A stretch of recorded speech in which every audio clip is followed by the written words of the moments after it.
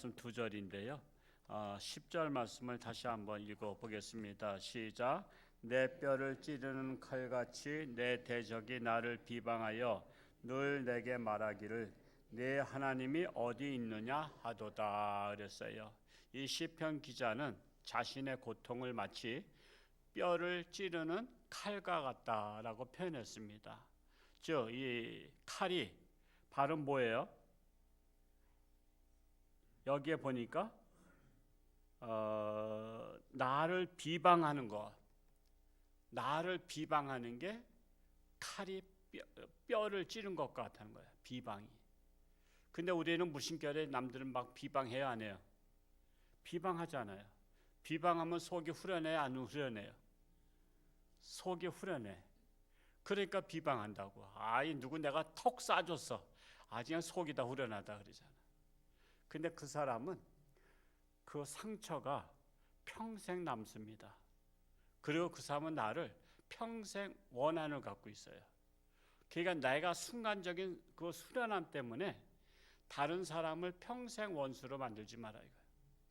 저는 이렇게 종합검진을 받고 그러면은 제 안에 결핵을 앓았던 흔적이 있어요. 저는 집사람하고 결핵 동기예요. 집사람은 폐결핵 앓았고 저는 장결핵 앓았어요. 대개 폐결핵이 많이 알려져 있지만 장결핵도 있어요. 영양실조로. 지금은 제가 이렇게 살쪘지만은 제가 군대 제대하고 40일 금식기도 하자마자 바로 서울에 직장에 들어갔어요. 파이로트 종로 2가 보신각 옆에 있잖아요. 신화사라고 하는데 거기 만년필에서 들어가서 자취생활하니까 몸도 안 추스른 데다가 자취생활하니까 이거 뭐 맨날 먹는 게 뭐가 있어요. 구모동 형수님이 깍두기 갖다 주면 깍두기 하나만 먹고 김치 갖다 주면 김치만 먹고 이렇게 하다가 그게 영양실조로 장결핵이 오더라고요. 그래서 백병원에 거기서 가깝죠.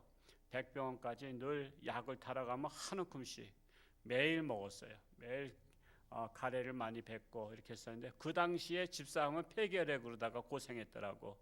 참 인연이 되려면 그런 것도 다 공감이 가. 그리고 제가 파이로트 근무할 때 제 집사람은 그 뒷건물에 근무했어요. 그 뒷건물에 근무했지만은 워낙 거기가 번화한 곳이고 사람 많기 때문에 서로 모르잖아요. 옆에 건물의 직원을 어떻게 알겠어? 밥 먹으러 나가도 뭐 모르는 사람들이잖아. 그래서 이게 다 과거를 들춰보니까 내가 파이로트에 근무할 때 집사람은 뒷건물에 근무했고 또 같은 교회 영락교회를 다녔단 말이야. 그러니까 이게 하나님께서 인연을 닿게 하려니까 이 공감되는 게 같은 공간에서 이렇게 또 살게 하시고 같은 교회를 다니게 하시고 또 같은 결핵을 앓게 하고 그렇게 해서 집사람은 여의도 순복음교회 그 기도원 오살리 금식기도원 가서 거기서 기도하면서 하나님의 불을 받고 났어요. 났고 저는 약을 먹고 났지만 그래서 우리는 결핵 동기인데 언제든지 제가 가슴을 찍으면 결핵 흔적이 있다래요. 흔적이. 그 흔적은 안 없어지는 거야. 이게 무슨 말을 하냐면 마음의 상처는 흔적이에요. 이 흔적이 안 없어져. 그래서 여러분 비방 함부로 하지 마세요. 상대방 비방하고 나면 아유 내가 그냥 탁 쏴줬어 하고 속이 다 후련하다 그러지만 그 사람은 이제 그때부터 나를 평생 한을 맺혀 있어요. 여러분 다른 사람이 나한테 한이 맺혀 있다는 것은 비극 아니에요? 그 사람도 비극이지만 나도 비극이야. 남한테 한 맺힌 사람이 돼서는 안 된다 이거예요. 그래서 이 말씀이 지금 비방이 한이 맺힌 거야. 그 한이 맺혔는데 마치 그걸 뭐로 표현했어요? 뼈를 찌르는 칼과 같다고 표현한 거예요. 뼈를 찌르는 칼과 같다. 그러니 얼마나 저기 해요. 그래서 그런 비방이 뭐죠? 내 하나님이 어디 있느냐? 그러니까 하나님을 믿는 것을 비방하는 거야. 하나님이 없는데 너 하나님 믿는 거 너 바보다 이거야. 너 바보 아니냐? 하나님이 어디 있어? 너 하나님 있으면 와보라 그래. 나한테 보여줘. 이것은 하나님이 없는 하나님을 너는 왜 바보처럼 믿고 있느냐 하고 그거 비웃는 거예요. 여러분 세상 사람이 그렇게 하죠. 하나님 어디 있어 그러잖아요. 근데 하나님을 보는 눈은 우리가 육신의 눈으로 보는 거 아니잖아요. 영적인 존재는 영안으로 보는 거란 말이에요. 우리의 마음을 뭐로 보죠? 눈으로 봐요? 심안으로 봐요. 그러니까 우리의 눈은 다양하다고. 육안이 있고 심안이 있고 지안이 있어. 우리 까막눈 되는 거 까막눈이라 하잖아요. 우리가 글을 모르면 까막눈이라 그래요. 우리가 모르는 외국어 그건 다 우리한테 다 까막눈이라고. 태국에 가서 글자 보니까 야, 이 나라 사람들은 이 글자를 어떻게 쓸까? 이건 지렁이 꼬불꼬불한 글씨야. 와, 그거를 어떻게 쓸까래. 근데 우리나라는 참 감사하게도 세종대왕께서 어떻게 만들었어요? 찍찍 끄면 되잖아. 그냥 옆으로 긋든지 밑으로 긋든지 가나다라 마바사. 우리나라 사람은요, 우리나라 한글을 외국 사람이 한 3시간인가 우리나라 말을 터득한 사람도 있어요. 그러니까 언어의 천재이긴 하지만 우리나라 말을 하루에 배운 사람도 있어. 근데 지금 중학교, 고등학교 다니면서도 글을 떠듬떠듬 읽어. 여러분 왜 그러죠? 글을 떠듬떠듬 읽어. 그래서 우리가 글을 참 많이 봐야 돼요. 저는 매일 성경 보고 책 보잖아요. 그러니까 딱 글자가 오타 나면요 눈에 딱 멈춰요. 순간 그냥 본능적으로 멈춰.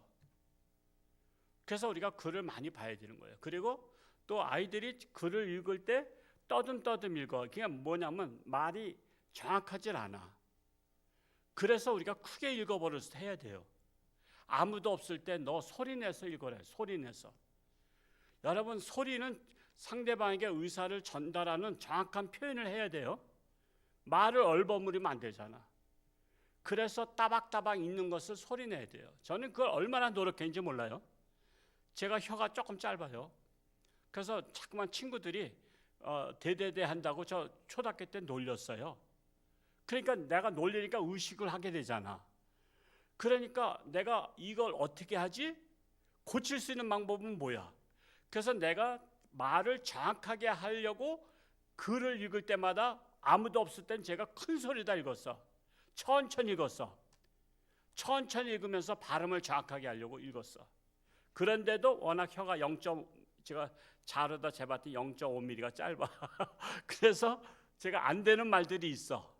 그냥 두리뭉실 넘어가는 그 이응자가 있는데 그거 어쩔 수 없잖아. 그러나 최선 다해서 우리가 해야 되는 거예요.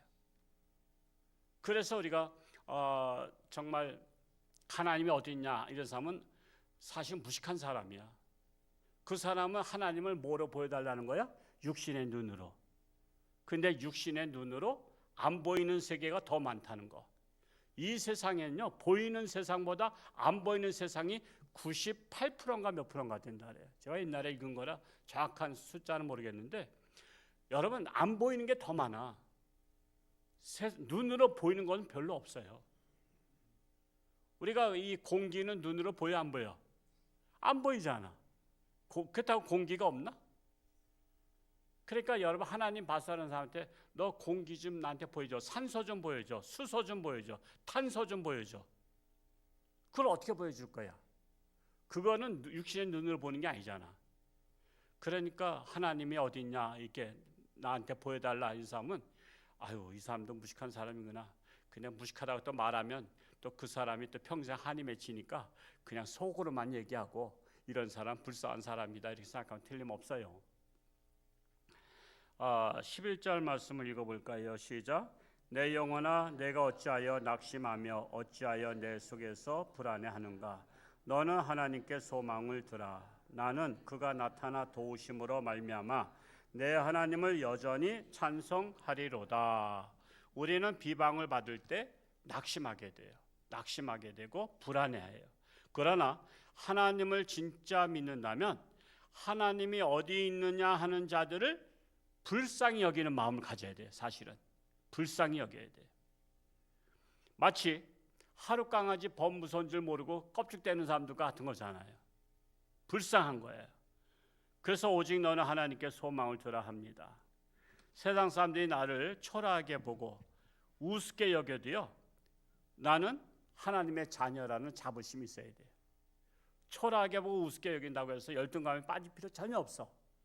뭐와 같으냐면 옛날에 조선시대 때 암행어사 많이 활동했잖아요. 뭐 박문수를 비롯해서 많은 분들이 암행어사 활동할 때 그분들이 옷을 잘 차려입고 다녀요? 후줄근하게 다녀? 후줄근하게 다니잖아. 거지처럼 다녀. 거지처럼 다니니까 무시해. 그러면서 막말을 하고 막 그래. 그러면 자기가 거지꼴로다 옷을 갈아입고서는 다닌다고 해서 열등감에 빠질까? 아니면 자부심이 있을까? 자부심이 있죠. 나는 임금의 대사잖아. 자기 신분을 속였잖아. 내가 내 안에 마패가 있잖아. 마패가 있기 때문에 남들이 아유 저 거지 같은 사람이 왜 여기 왔어? 잔치집 뭐 사또 잔치에도 가잖아요. 그 잔치에 가는 건 뭐야? 내가 이래봬도 암행어사 너 아무것도 아니야. 자부심 가는데 저런 거렁뱅이가 왔다고. 저런 거렁뱅이 저쪽 끝에 가서 먹으라 그래. 그러면 신세 한탄합니까? 아유 내가 이렇게 대접도 못 받고 신세 한탄합니까? 안 그래요. 조금만 두고 봐라. 내가 다 들러푼다. 속에는 비장의 카드가 있잖아요. 암행어사. 자부심을 갖는 거예요. 겉으로 초라하다고 해서 열등감에 빠질 이유가 전혀 없는 게 암행어사야. 왜? 임금의 어명을 받았기 때문에. 우리는 하나님의 대사야. 하나님의 어명을 받았어. 하나님의 복음을 전파할 수 있는 어명을 받았어. 근데 남들이 막 무시해. 아유 저거 배우지도 못한 것이 말이야. 저거 교회만 다니면 돈이 나오나 뭐 먹을 게 나오나. 에휴 저 사람 저렇게 교회 다니면서 맨날 비빌거리고 살아. 우리는 좋은 차 타고 삐까번쩍하면서 다니는데 아이고 너희들 불쌍하다. 조금만 더 있어봐라. 너희들 지옥에서 앗뜨고 할 때. 여러분 그거 아니요. 여러분 우리가 진짜 지옥을 믿는다면 부자들 부러워할 거 하나도 없어요.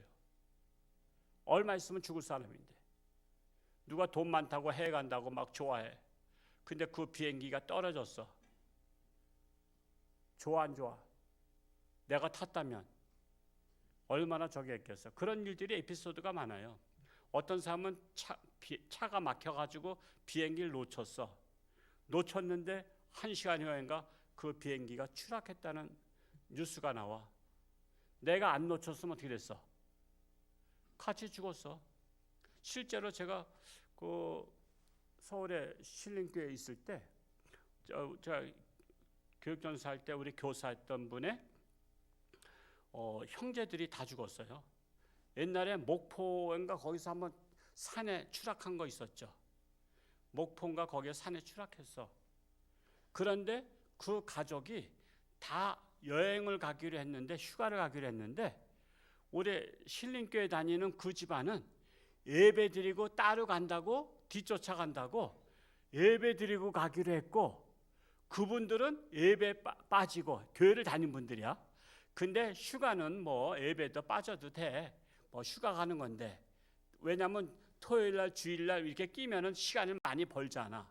그래가지고 다른 형제들은 가족들이 다 탄 거야. 근데 목포에 그 아마 산에 그 능선을 넘지 못하고 추락한 것이 한 30년 전이야. 그게 추락했어요. 그 가족이 다 죽었대. 내가 같은 교회 교사의 그 가족이니까 알지.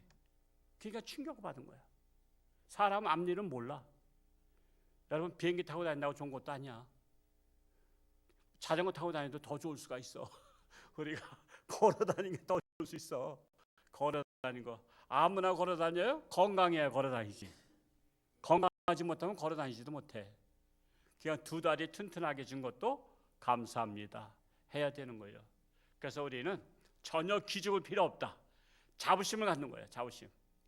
제가 요즘에 그 젊은 사람들 떨어진 옷 많이 입잖아요. 북한에서 온 유튜버 보니까 한국에 왔더니 왜 거지들이 많냐.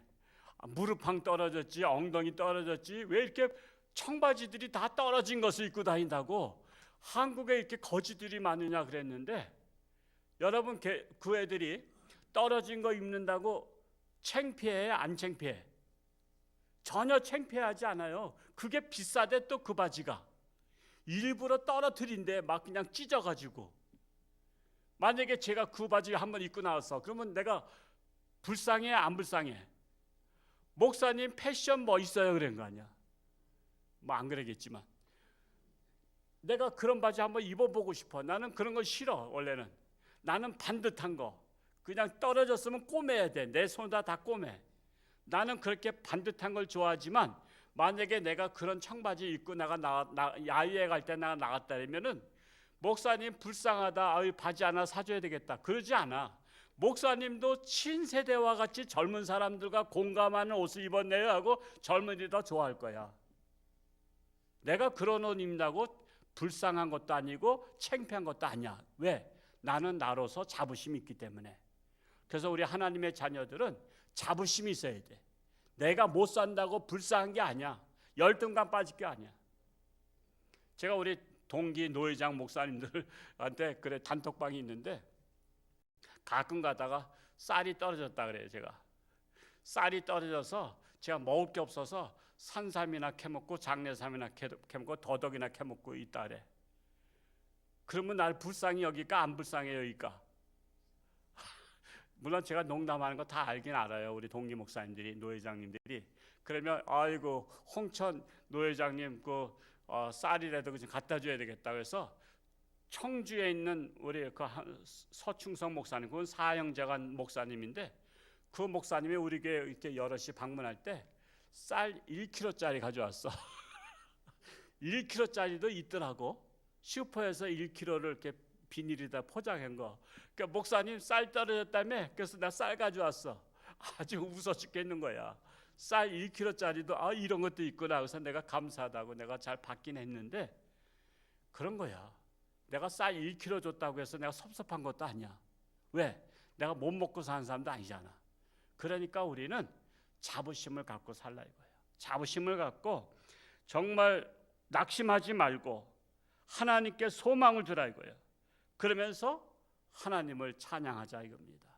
오늘 비가 오지만 유치부 여름 성경학교 10시부터 시작되는데 여러분 관심 가져주시고 새벽기도 끝나면 아쉽지만 이제 3층 가서 기도하셔도 되고, 의자는 우리 또 좀 힘이 세신 분들이 60 이하 정도는 기운을 차리시잖아요. 그래서 의자를 뒤로다가 다 좀 갖다 주면 쌓아놓으면은 여기 유치부에서 방방 뛰면서 해야 되니까 끝나고 나서 바로 좀 그 작업 좀 해주시면 감사하겠습니다. 내일 거룩한 주일인데 여러분 고향이나 주변에 저 물 난리 난 곳이 있으면 그래도 전화라도 한번 해주고 안부해주면 그래도 사람 사는 맛이 납니다. 기도하겠습니다. 사랑하는 아버지 하나님 감사합니다. 이렇게 비가 많이 오지만 그런 가운데서도 저희들 지켜주시고 인도해 주시니 감사합니다. 참으로 우리는 어떤 때라도 비방을 받고 낙심할 때라도 우리는 하나님께 소망을 두며 다시 승리하는 자들이 되기를 간절히 소원합니다. 자부심을 가지고 하나님의 자녀로 살아가기에 부족함이 없게 하여 주옵소서. 오늘부터 시작되는 여름 성경학교 유치부에 함께 하시고 수고하는 교사들의 수고가 결단코 헛되지 않게 해주옵시고 어린아이들이 어려서부터 하나님의 말씀을 마음판에 심어서 자라갈 수 있도록 인도하여 주옵소서. 육신의 질병으로 고통 속에 있는 자들 절망하지 말고 하나님께 소망을 두며 승리할 수 있기 원합니다. 치료하는 광선을 바라사 깨끗함 받게 하여 주옵소서. 우리나라 하나님 지켜 주옵소서. 하나님의 뜻대로 인도하여 주옵소서. 오늘도 새벽을 깨우며 기도한 자마다 하나님 만나주시고 하나님의 영광 나타나게 하여 주옵소서. 감사드리며 예수님의 이름으로 축복하며 기도하옵나이다. 아멘.